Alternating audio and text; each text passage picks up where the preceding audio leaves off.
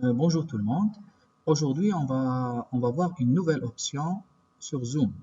C'est l'option sous-groupe, la création des sous-groupes. Quand je dis sous-groupe, ça veut dire c'est la création des salles en réalité. Et bien sûr, ça va me permettre de diviser mes participants, mes élèves, en plusieurs groupes.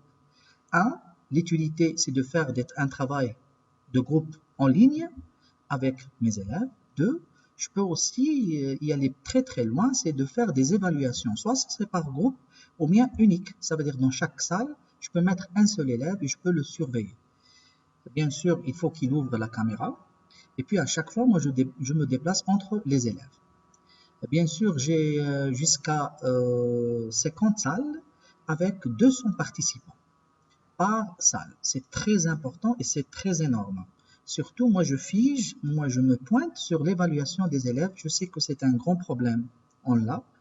Quand on fait des évaluations en ligne, on a essayé toutes sortes de façons. Ça, c'est une méthode qui est très importante. Je pense qu'elle est assez bonne comme méthode. Alors, comment je pourrais l'avoir, cette option? Bien sûr, ma vidéo, elle est divisée en deux parties. La partie description de cette option et la partie réalisation avec un exercice là-dessus pour voir les détails. Avant tout, il faut que je fasse en active cette option. Alors, j'entre dans mon browser et je vais écrire zoom.as. Je vais avoir ça. OK, cette page qui est très importante. Cette page en elle-même, je peux la retrouver d'une autre manière. Je peux y aller ici, dans mon application, et je peux y aller jusqu'à afficher plus de paramètres. Bien sûr, il y a d'autres méthodes aussi pour arriver à cette page, mais je suis en train de vous dire comment je pourrais. Voilà, c'est la même page, elle est derrière, regardez, elle est là. Je me suis retrouvé avec la même page. Bien sûr, je ferme. Alors, je vais descendre. Bien sûr, il y a des options énormes ici, mais maintenant on les utilise en réalité. Alors ici, je vais me mettre sur En réunion avancée. Vous allez trouver ici salle de petits groupes et ici, il faut la rendre active. Cette option, elle n'était pas gratuite, maintenant elle est gratuite après le update, le dernier update. Ici, je vais cliquer sur autoriser le hôte à désigner des participants aux salles de discussion. Ça va nous servir quand j'ai envie qu'il y a trois profs que je vais leur donner d'être des sous-hôtes. OK? Ça veut dire il a toutes les autorisations comme le hôte en réalité, comme moi. Comme ça, c'est pour surveiller le travail de groupe ou bien pour surveiller ou faire une assistance aux élèves qui vont m'aider, ces profs. Alors, je fais ça. Et bien sûr, dès que vous allez faire ça, regardez toujours, il y a enregistré. Alors, moi, je pense que j'ai déjà enregistré là-dessus. Alors, j'ai fait Save. Dès que vous faites Save, c'est très important là-dessus. Alors, j'y vais dans mon Zoom. Ici, je vais directement faire une réunion. Voilà. J'attends l'ouverture de ma réunion comme d'habitude. Voilà. Regardez qu'est-ce que j'ai pu avoir ici. J'ai une option qui est nouvelle, une icône qui est nouvelle, c'est diviser en groupe. Je sais pas ce que ça se trouve pas auparavant, mais quand j'ai utilisé cette option, que je l'ai activée, elle est là. Alors maintenant, je vais diviser. Je vais cliquer là-dessus. Voilà. Alors, il me dit combien de salles tu vas ouvrir. Moi, par exemple, j'ai 40 élèves et je vais mettre 5 élèves par salle. Alors, je dois ouvrir 8 salles, normalement. C'est un exemple, là. Alors, je lui dis que j'ai envie de faire 8 sous-groupes. C'est ce qu'on appelle salle.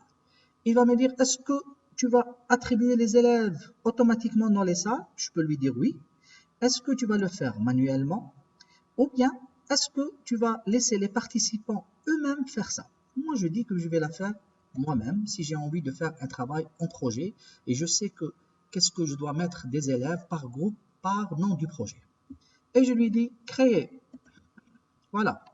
Il m'a créé 8 sous-groupes, si vous les appelez.